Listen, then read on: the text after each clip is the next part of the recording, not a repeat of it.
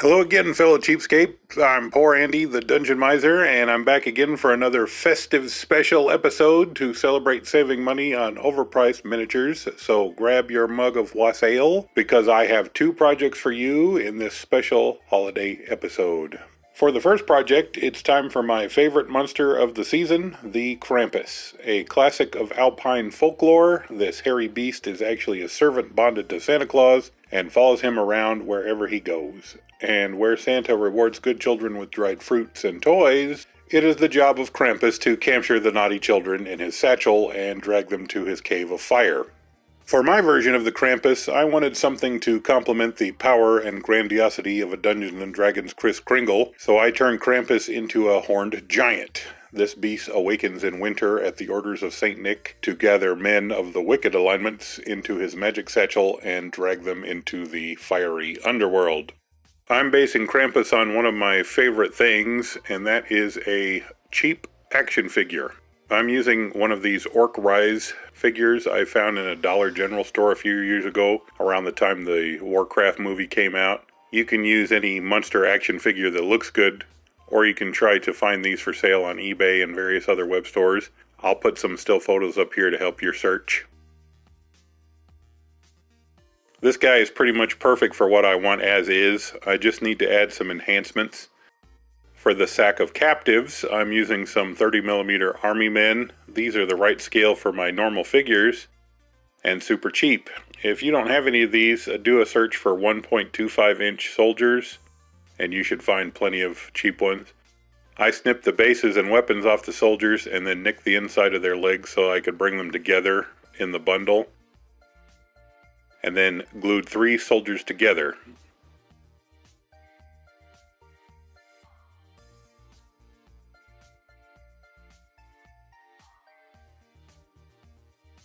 For the bundle, I used some produce mesh from a bag of oranges. There are plenty of vegetables and fruits that come in these plastic nets, and they all work great as net traps, spider webs, etc.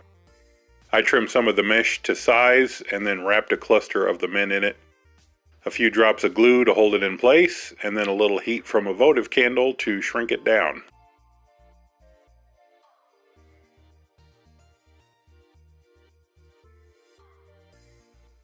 When dry, I attached it to the back of the Krampus with a glob of E6000. For the rope to attach the bag, and for Krampus's whip, I'm using that technique of melting pipe cleaners you saw in the Temple Guardian episode. One rope gets wrapped around his body and attached to the satchel, and the shorter pieces get bent and glued to his hand for a nasty scourge to tangle up his enemies. A little Mod Podge to cover the old paint, and glue down the loose bits on the sack, then base prime and paint. And here's the Krampus ready to scoop up a bundle of criminals and throw them in his furnace. A really fun project and a nice way to use a cheap action figure as a monster.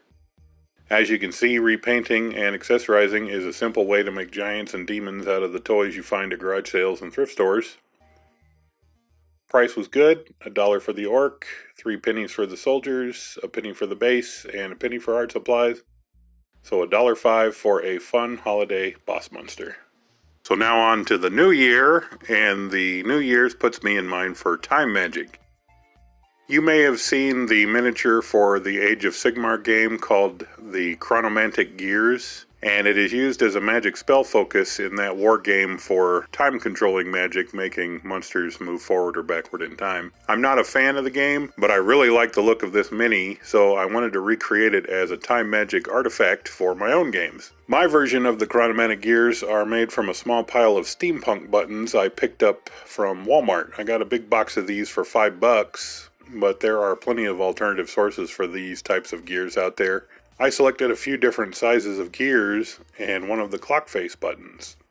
It is very simple to glue these together in a sort of wild magic machine, just making sure to glue them back to back so that the best details show on either side.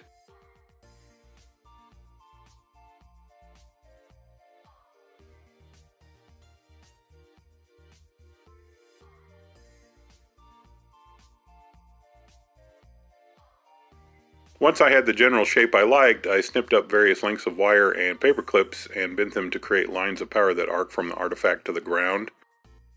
You can skip this part, but I really like the look of floating energy that the wires make. When the glue is dry, Mod Podge, prime, and paint, and here is the miser version of Chronomantic Gears. Of course, you can use this as a pour hammer replacement for the real thing. You can use it as an artifact like I am. You can use it as a spell effect. You can make it into a monster, whatever you want to do.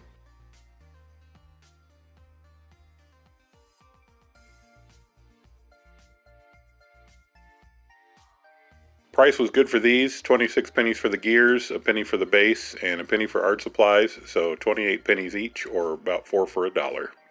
2 more fun projects to put cheap monsters on your tabletop. I hope you got to have a holly jolly time with friends and family this year despite all the chaos, and I hope you have a safe and happy new year. Don't forget to like, comment, and subscribe for more tutorials, and if my videos have been saving you some cash on miniatures, I'd really appreciate a cup of coffee. Thanks for watching, and I'll see you for more minis for pennies.